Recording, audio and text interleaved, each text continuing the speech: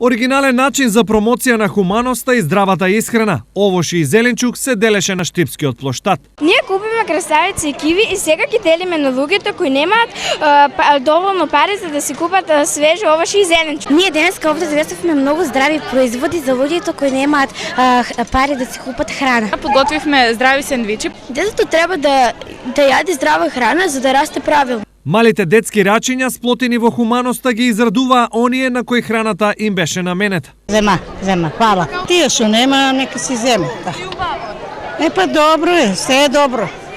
Што се помага на народот. А што е правилна исхрана и колку правилата на прехранбената пирамида дечињата ги знаат? Па најпрво според пирамидата би требало да се внесат зеленчукот и овошјето, се разбира житарките и овесните снеулки, некои поздрави работи. Најмногу треба да ги избегнуваме чоколадните работи кои што се штетни по нашето здравје. Прво треба да јадеме житарки, па овоши и зеленчук, а на крајот месните производи и благите работи. Акцијата ја покрена основното училиште Тошо Арсов во обид да ја потикне хуманоста кај дечињата, но и да влијае врз создавање здрави навики кај нив.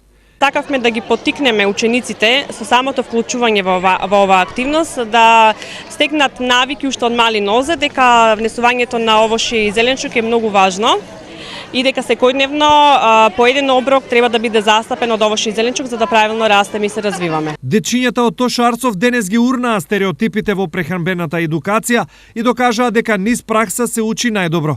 Освен тоа, помогнаа здравата храна да стигне секаде каде што треба.